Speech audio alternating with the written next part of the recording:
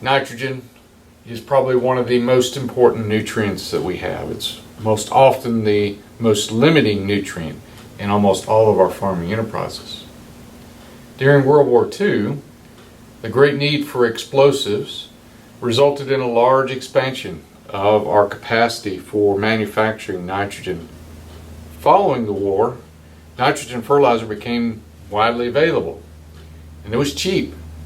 An abundance of cheap nitrogen really is what fed the Green Revolution, and as a result, the great expansion of agriculture all around the world. Historically, ammonium nitrate has been the most common source of nitrogen that we use on pastures and hay fields. It's the most effective nitrogen source. It dissolves easy, it quickly infiltrates into the soil, and it's taken up quickly by the plant. But the potential use of ammonium nitrate in bomb making and explosive materials resulted in a pretty extensive regulatory structure around it. And the goal was to keep it out of the hands of terrorists. But it became a very regulatory process and a burden on ag suppliers to be able to handle it and provide it to the producers. So this shifted nitrogen use largely away from ammonium nitrate and more toward urea-based forms of nitrogen. But when we switch to urea forms of nitrogen, we really need to account for volatilization loss. Nitrogen loss to volatilization is a major issue for us in forage-based agriculture, mainly because we've got a lot of thatch and residue at the soil surface. And that thatch and residue has a lot of urease enzyme in it. That's the enzyme that breaks down urea into ammonium, and some of that will leak over into ammonia. And we can lose as much as 20, 30, even as high as 50% of the nitrogen we apply can go off into the atmosphere as ammonia gas. This is a table that compares the relative effectiveness of various nitrogen fertilizer products relative to ammonium nitrate. And ammonium nitrate has long been viewed as the gold standard by which all other nitrogen sources are compared against. And if we set that at 100% and we look at various fertilization rates of nitrogen fertilizer being added during a season, now these are season-long numbers of less than 200 pounds to the acre, 250 to 350 pounds to the acre, or greater than 400 pounds of nitrogen to the acre, we can see the relative effectiveness of these different fertilizer products. For example, urea, as we've been talking about, is less effective. A large portion of that is due to its propensity to volatilize nitrogen as ammonia. So on average, it's roughly about 80% as effective as ammonium nitrate in those rates under 200 pounds of nitrogen to the acre. Some of these other forms of nitrogen are also challenged in regards to their availability of that and how effective they are for nitrogen fertilization. UAN, for example, has urea in it. It's a urea-based form of nitrogen. It also has ammonium nitrate. The urea, ammonium nitrate give rise to the UAN acronym. But because it does have urea in it, there is a significant amount of volatilization that occurs there. There's a lot of work that's been done over the years of trying to alter this urea in some way, using so-called enhanced efficiency nitrogen fertilizer products to try to reduce the volatilization loss. And many of these have been very successful. They can be done through the process of urease inhibition. For example, the agrotane treated urea product is one that's commonly on the market. But there's other products that use that same trade name, the same chemical, to be able to provide that urease inhibition. That urease inhibitor is called N-butyl thiophosphoric trimide. It's a mouthful, so most folks will call it MBPT for short. And that's the active ingredient in agrotane. And now, since it's off patent, there are a lot of other products that also have that same active ingredient in. NBPT works by inhibiting the urease enzyme. It effectively slows down the conversion of urea to ammonium and thereby reducing the loss of ammonia, which occurs if there's too much conversion happening too fast. Another strategy is to coat the urea with a polymer or plastic coating. ESN is a product that does that. It was introduced originally as environmentally smart nitrogen, ESN, and it encapsulates the urea and only lets water in slowly, and so the nitrogen leaches out slowly. In fact, if we were to wet the ESN, only a few of those prills will actually saturate fast. It's a function of both temperature and moisture content. But as the prills absorb water, they begin to allow the urea to slowly leach out of that plastic capsule. The capsule remains and the nitrogen is released over time. If one looks close, they'll actually see the ESN capsules remaining in the field, such as what is shown here. Another product that is commonly applied to urea to try to stop volatilization loss is Nutrisphere nitrogen. It's a maleic ataconic copolymer product, and this product actually claims urease inhibition. We've conducted several years of research trials in bermudagrass hayfields in 2 different parts of the state, and we were trying to evaluate how effective these so-called enhanced efficiency nitrogen fertilizer sources are compared to regular urea and ammonium nitrate. So we conducted a lot of plot research, as you can see in this particular photo, several different research plots of bermudagrass. And we would harvest those with a forage plot harvester and take samples of those that we could then analyze for nutritive value and nitrates and things like that. But after applying the product, we would also measure the amount of volatilization that would occur. We did that with an acid trap. In that little Nalgene bottle that's sitting inside that iron peg, it actually has an acid inside of that that will draw out the ammonia gas that might be trapped inside. And after we set the trap, we put the PVC cap, or PVC pipe there with a cap on top of it, down on top and seal it into the soil about 3 inches deep. That way we can have a really good measure of how much volatilization is occurring there. Now granted, it's a semi-quantitative measure because we are not really mimicking the real world here, but by comparison to untreated controls and to controls that had ammonium nitrate in it, for example, that doesn't volatilize much, we can really get a good feel for how much volatilization is going on for each of these products. And we would do this for all of the different treatments that we had put into place. And we only did this during the summer months just to minimize the amount of labor that went into it, but we did this in several different years. I'm going to show you some of that data from a couple of those years, 2 different locations, an average of those 2 locations. 2008 was a bit more of a volatilization year, and 2009 was a little bit lower volatilization year. And actually what you want these numbers to be is low. So the higher the number, the more volatilization has occurred. So we want these numbers to be low, and what you can see is the urea numbers are high, which is what we would expect with straight urea. The agrotane numbers were quite low, and the ESN numbers were even lower still.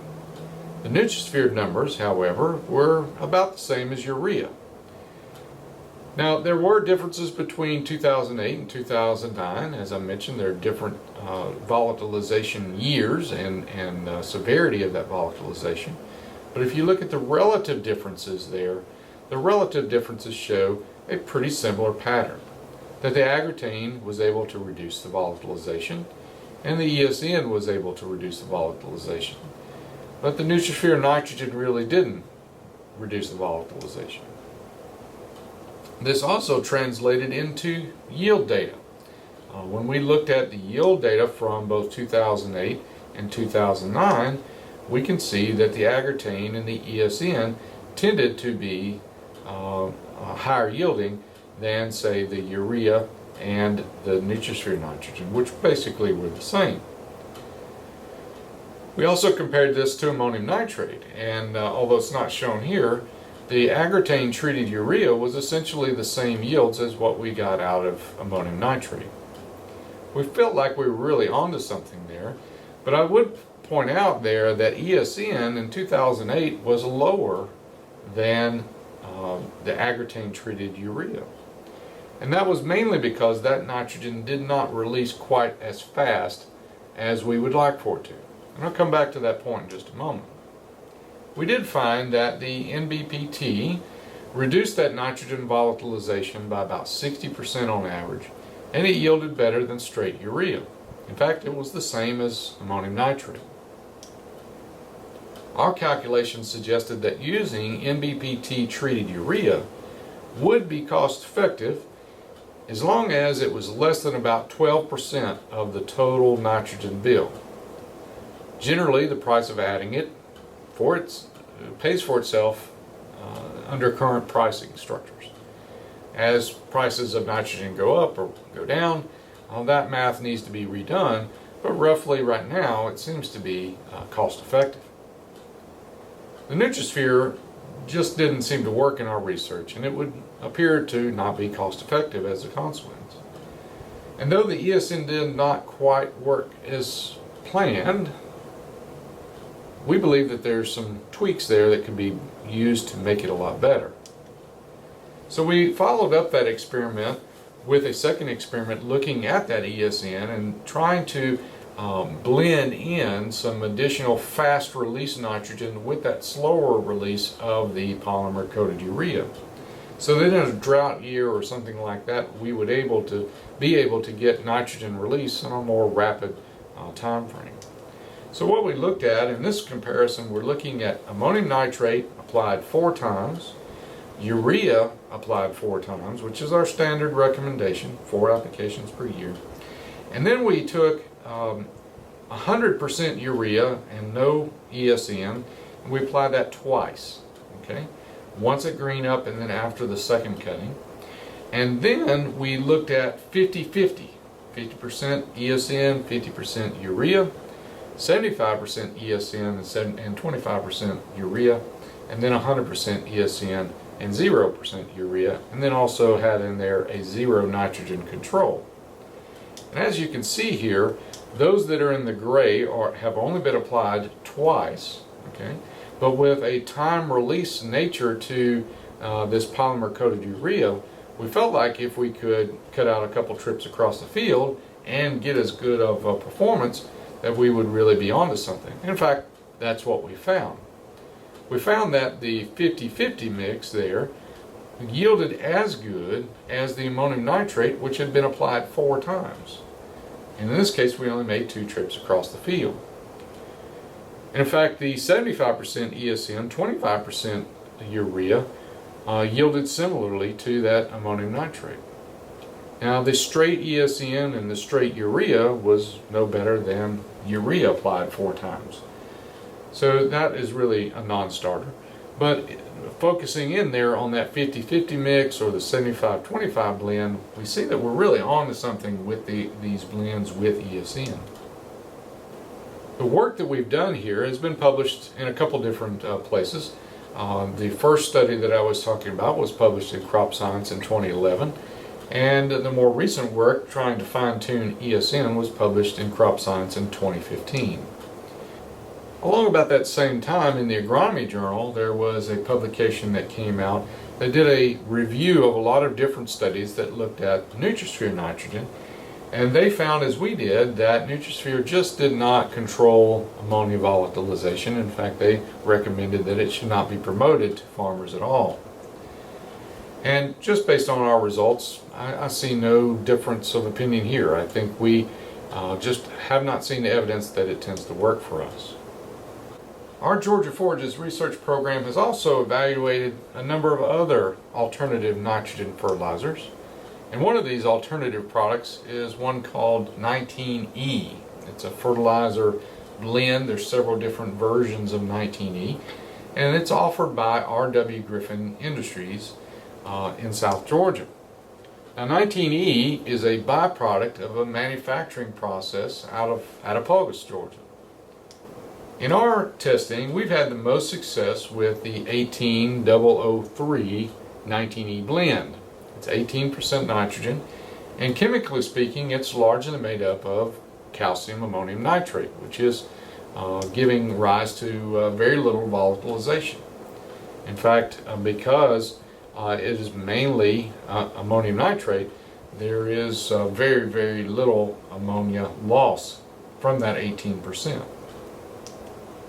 And it's quite efficient. If we look at that 18% compared to ammonium nitrate and urea, these were all applied 4 times through the season. What we can see here is that the 18% product was always as good on average here across 3 years in 2 locations. That 18% product was always as good as ammonium nitrate, and generally always better than urea. The 24% and the 28% blends have a little bit of urea in them to kind of up the percentage, and generally they perform quite well too, but they were closer in relationship to urea as one might expect. So with that 18%, we feel like we're really onto something there. Plus, it's usually much cheaper on a cost per unit of nitrogen basis. The 19E products, though, can be a little bit challenging to apply, especially compared to traditional liquid nitrogen products like UAN, for example. The 19E products are thicker and they look chalky. It just doesn't flow quite as well. In fact, one would need to switch out their nozzles to make sure that they had flood nozzles there, take out screens and that sort of thing, to make sure that it would apply uniformly and not plug up any nozzles. Consequently, a lot of folks have been hiring their local ag supplier to come in and either retrofit their own equipment for them so that it would apply it, or that they would just hire the supplier to put it out themselves. Plus, that 18% nitrogen product is a lot less concentrated than the 28 or 32% nitrogen UAN products that we normally would use as a liquid nitrogen source. Consequently, this means that there are more gallons that have to be put out on an acre basis, which means more fill-ups, it means more trips with the nurse tank, it just means more time applying that nitrogen altogether. But even so, this often proves to be a cost-effective alternative for the producer. So I would encourage you to go and run those numbers on your own farm, under your own conditions, to see if it's going to be cost effective for you, and I think you might find that it might very well be. So let's wrap this up by giving our Cull and Choice review ratings to the products we've talked about here. NBPT works well and is generally cost effective, as long as it doesn't add more than about 12% to the total cost of the nitrogen application. We give it 5 stars. The polymer coated urea worked well, as long as there was some rapidly released nitrogen form that could be mixed in there, and it would account for about 25 to 50% of the overall mixture. We give it 4.5 stars merely because it needs to be blended. Otherwise it would be a 5-star rating. The Nutrisphere nitrogen just didn't consistently work in our experiments, so we'd have to give it a 0-star rating here. The 18% 19E blend seems to work well as the best nitrogen form in our research. For most, it will be cost effective, even despite needing to be applied on more gallons per acre and all the extra trips that may entail. We give it 5 stars because it's a great product and cost effective. We're tempted to dock it a 0.5 star just because it can be challenging to apply. But we give it major props for being a local source of nitrogen, and that it is a recycled byproduct source from another industry. So we hope that you've enjoyed this installment of Cull and Choice Reviews, and We encourage you to check out our other reviews that we have online. We really want to acknowledge and thank the Georgia Beef Commission for their funding and support for these Cull and Choice reviews.